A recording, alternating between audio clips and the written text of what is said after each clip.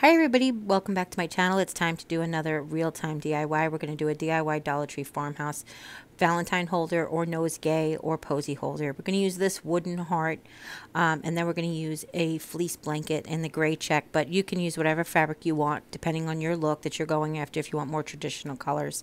And this is the first time that I'm really going to use this antique wax. I tried it once before on top of chalk paint and I was like no, and of course you'll need your scissor and your glue gun. But this we're going to actually create as a stain today, which I really love the effect, the way it came out. So I'm happy to share it with you. So the first thing we're going to do is we're going to remove the string that comes, the hanger, and we're going to save it because we're going to reuse it. Originally I wasn't sure if I was going to reuse it, but when I did do this antique wax on there, it really does give the jute, basically the jute just blends away because it's like the same tone just about. Now, I will tell you that I am using a wipe, but you could just use a wet rag. I found that a wet paper towel or something, I'm sorry. I found that pretty easy to move the wax around. And then it gives a nice sheen to it as well. I don't know, not the wipe doesn't, but the wax gives the project a really nice sheen, like waxed.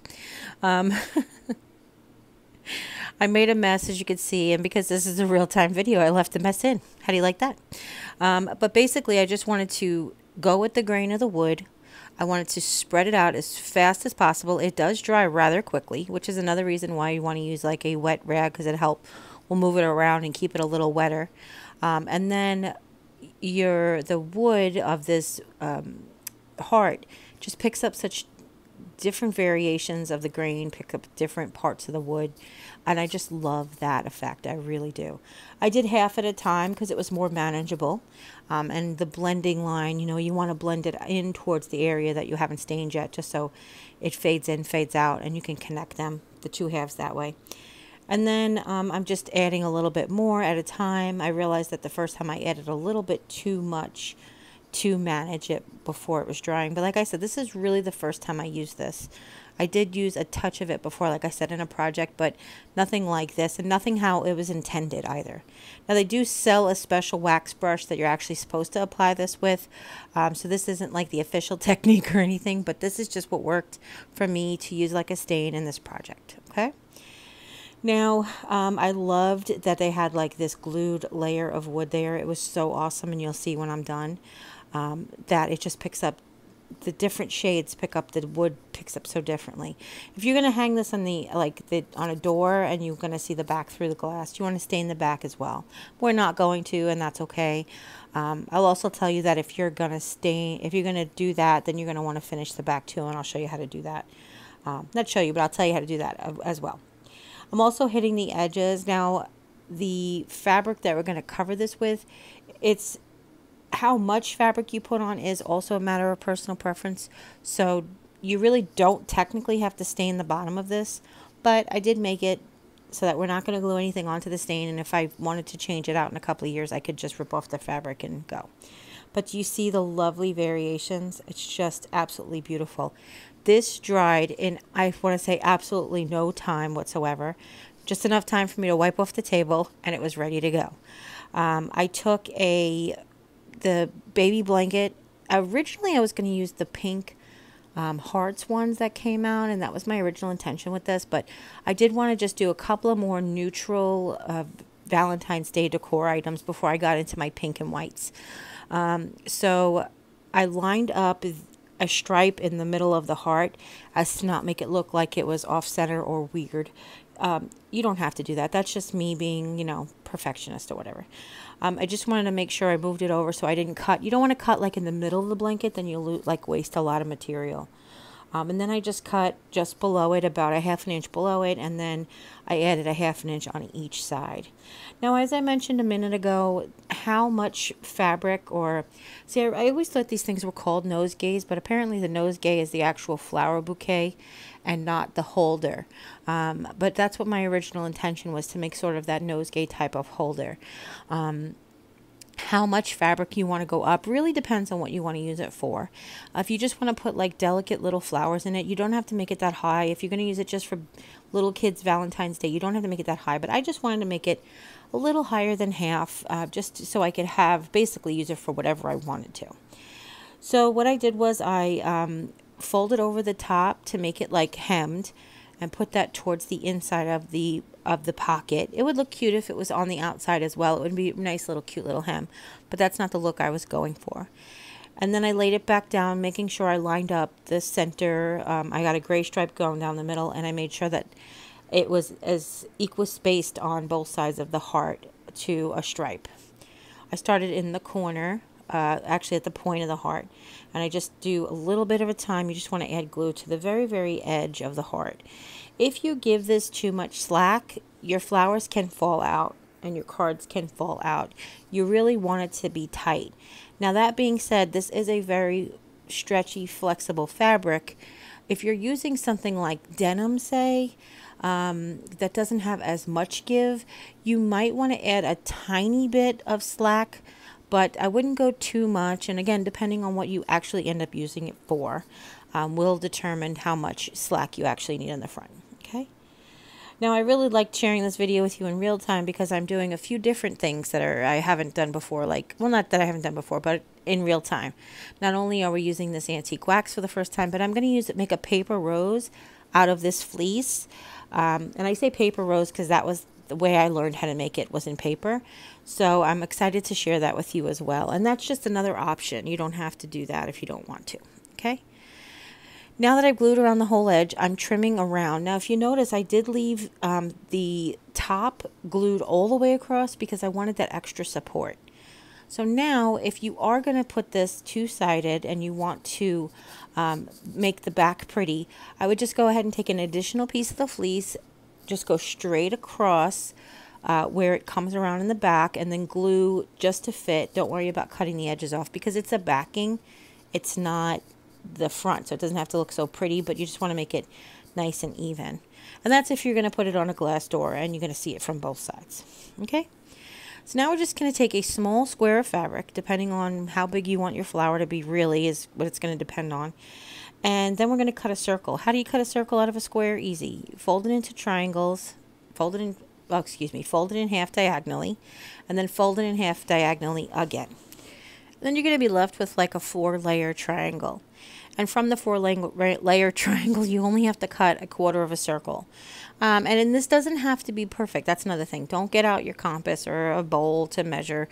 It really doesn't have to be perfect. As a matter of fact, one of the really prettiest paper flowers that you can cut is if you scallop the edge at the top, so it gives a little bit more texture and ruffle to the rose. But I'm not going to do that. I'm just going to keep it very simple for you guys. We're going to cut that circle, and then trying to eyeball and keep the same, however high you want your flower to be. So I'm doing roughly about a 1/2 inch to 3/4 inch. I'm just starting on the outside of the circle, and I'm cutting about an inch strip. And because you're going around in a spiral in a circle, you're going to end up with this like spiral, sort of like, I don't know if your grandma ever peeled an apple in one layer. Yeah, like that. And then I'm actually doing it wrong right now, but I left it in there because it is a real-time video. But you're going to start in the very, very point, and you're going to start rolling it. What you're supposed to do, and you'll see me do it here after I correct myself, you're just supposed to roll the, sort of like the, I don't know, the inside of the circle towards the bottom. And then you're going to roll the outside of the circle towards the top. And you see I'm doing it actually upside down, and I'm like, oh wait, Jeri, hold on a second. But here, we'll zoom in for you. So starting with the point, and forgive my painted hands, this other project's coming tomorrow. But starting with the point, you're going to start rolling it. That's it. You're just going to roll it. The bottom of the flower is going to be like sort of what I said, the inside of the circle. If you see how it has like a natural curve to it, where it's curving at the top is going to be the top of the flower. As it's curving in the bottom, it's going to be the bottom of the flower. And all you have to do is wrap this around itself. Try to keep the bottom flat. As you can see, I'm using my fingers. I like to keep my thumb on the bottom in the beginning, and then roll it, and that keeps it sort of level at the bottom. But then after your rose gets bigger, you just keep going. Now, depending on how big you make your square and how thick you make your lines and how thick your fabric is will determine the size of flower that you get. Okay. Now when you get to the very, very bottom, you want to add a bunch of hot glue to all of the layers if you can, because you want to try to grab all of those layers. And then that inner circle that you're left with at the inside of all of your spirals, that's going to be your base. You're going to glue that to the bottom, and then it's going to create this really nice base and a nice flat bottom for the flower to sit somewhere. Now we're just going to put one on this because I didn't want it to look like last year's project. But what I decided to do is to take 2 of the dark checked stripes out of the scrap fabric from when we cut the circle. I'm going to do, no, when we cut the heart, excuse me. I'm just going to take 2 and I'm going to make leaf shapes, basically, you know, pointy on both ends, leaf shapes. And I'm going to do them in 2 different sizes. I'm going to do a smaller one and a larger one. And I'm just going to glue them to the underside just to give a little bit more to the flower. And again, you don't have to do the flower, you don't have to do the leaves. If you're going to do this for your like more, if you want it to look more masculine or more plain, obviously you could just stop at the fleece fabric. But you know, I like to add. I like to judge. I like to give you guys the option to do it as well. So I'm thinking, yeah, I need another leaf. No, I don't. It looks good there. Okay, so 2 leaves glued to the bottom, and then a bunch of hot glue just to glue it to the fabric. I put it there. It's up to you where you want to put yours, obviously. And then we're going to go ahead and we're going to dress it. But first, we're going to put the hanger on. Just return the original hanger. Okay, so here's how it looks. That hanger is really cool because it's got like eyelets on the back, and they fit right through. This is how it looks plain. And then forgive me as I'm trying to, I feel like hindsight being what it is, I should have got my tripod and used 2 hands to make this flower arrangement. But I basically just tried to show you just sticking some neutral colored Dollar Tree flowers in there. Didn't even take the tags off. I'm going to use it for another project, that's why. But I just wanted to show you how quick and easy you can make an arrangement with one hand while you're holding your camera. Sometimes I crack myself up. You guys, I appreciate you. The only thing that's not from the Dollar Tree are these 2 lamb's ears that I got at Walmart in Texas. And here's how it just looks with some Dollar Tree flowers as a sort of nosegay, posy holder, mussy-tussy, whatever, you know, depending on what your grandma said, that's what it is. My grandma used to call them nosegays. Basically, it's a little doily that holds a little bouquet of flowers, and that's what I was trying to mimic. Now, if you want to take this and you put your Valentines in it, obviously these are just some envelopes left over from Christmas. And then, of course, my best favorite gift that I received, my little blue jay from Mary Fry. And that's how it holds Valentines. So if you guys have any questions, go ahead and leave them in the comments down below. Don't forget to share with friends and family. I hope you guys like the real-time crafting. Please let me know. And if you haven't yet, click subscribe. And when you do, a little bell will pop up. When you ring that bell, YouTube will let you know whenever I upload a new video. And as always, you guys take care. God bless. And we'll see you next time. Bye.